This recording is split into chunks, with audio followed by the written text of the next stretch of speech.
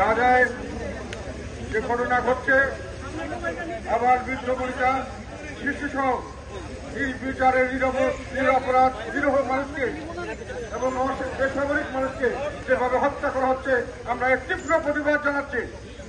আমাদের অন্তরের অন্তঃস্থল থেকে আমাদের সহানুভূতি থাকবে এই সমস্ত মুসলিম জনগণের প্রতি। আমরা তাদের পাশে আছি, সবসময় তাদের পাশে থাকতে চাই।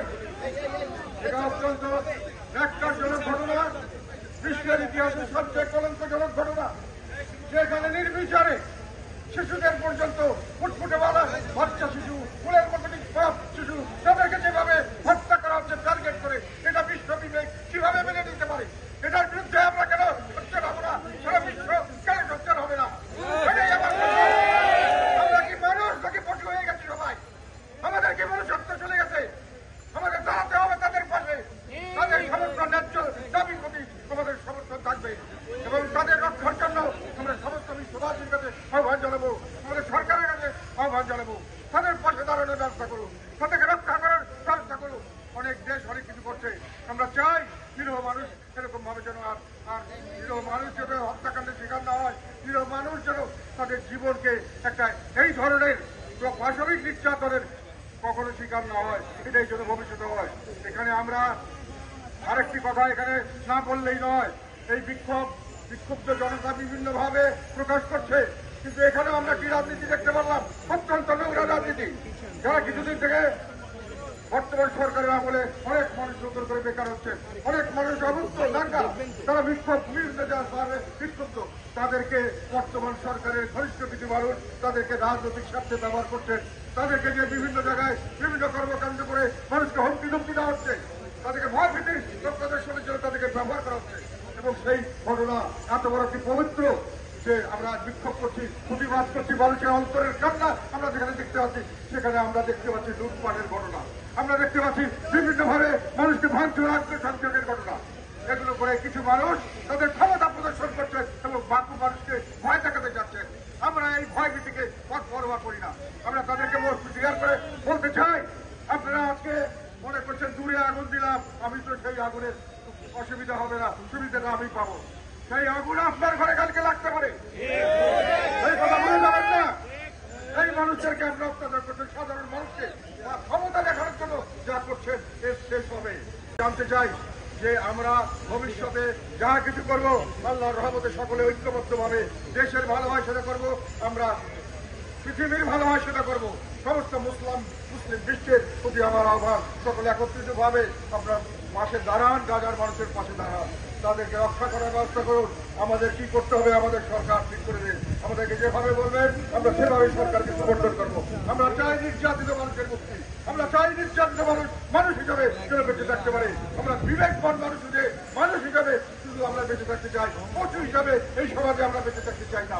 এই পশুত্ব আমরা মানবো না, মানবো না, মানবো না।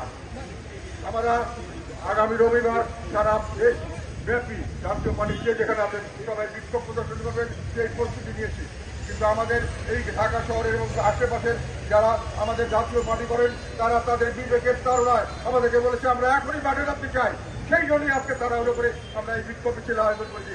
আপনারা এইখানে এসে আমাদের যে সমর্থন দিয়েছেন, আমাদের প্রচারণার ব্যবস্থা করেছেন, আমাদের সহযোগিতা করেছেন, তাদের প্রতি আমার সর্বাত্ম কৃতজ্ঞতা এবং ধন্যবাদ থাকবো। ধন্যবাদ ভাইয়েরা, আসসালামু আলাইকুম। জাতীয় পার্টি সহকর্মী আমার ভাইয়ের বোনেরাও করছে, আসসালামু আলাইকুম। আজকে আমরা অত্যন্ত ভারাক্রান্ত হৃদয় এখানে উপস্থিত হয়েছি। গাজায় যে ঘটনা ঘটছে, আবার বৃদ্ধ বনিতা, শিশুসহ বিচারের নিরপরাধ নিরীহ মানুষকে এবং বেসামরিক মানুষকে যেভাবে হত্যা করা হচ্ছে, আমরা এক তীব্র প্রতিবাদ জানাচ্ছি। আমাদের অন্তরের অন্তঃস্থল থেকে আমাদের সহানুভূতি থাকবে এই সমস্ত মুসলিম জনগণের প্রতি। আমরা তাদের পাশে আছি, সবসময় তাদের পাশে থাকতে চাই। এটা অত্যন্ত ন্যাক্কারজনক ঘটনা, বিশ্বের ইতিহাসে সবচেয়ে কলঙ্কজনক ঘটনা, যেখানে নির্বিচারে শিশুদের পর্যন্ত ফুটফুটে বালা বাচ্চা শিশু, ফুলের মতো শিশু, তাদেরকে যেভাবে হত্যা করা হচ্ছে টার্গেট করে, এটা বিশ্ব বিবেক কিভাবে মেনে নিতে পারে? এটার বিরুদ্ধে আমরা কেন সোচ্চার হব না?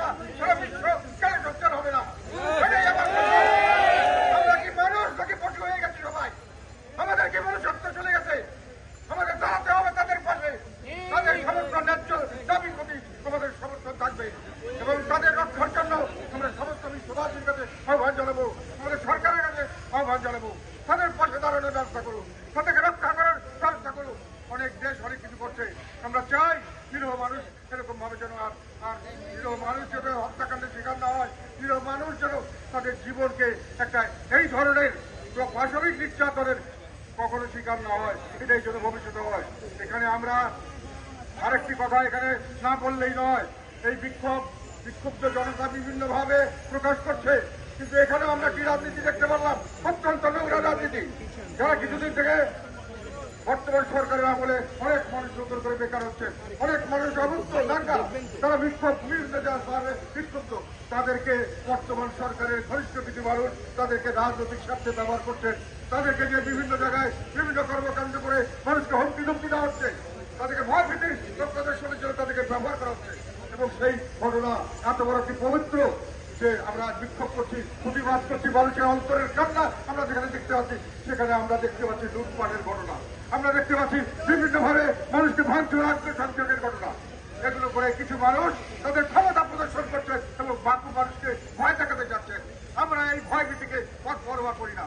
আমরা তাদেরকে ক্লিয়ার করে বলতে চাই, আপনারা আজকে মনে করছেন দূরে আগুন দিলাম, আমি তো সেই আগুনের অসুবিধা হবে না, সুবিধাটা আমি পাবো। সেই আগুন আপনার ঘরে কালকে লাগতে পারে, এই কথা বলে যাবেন না।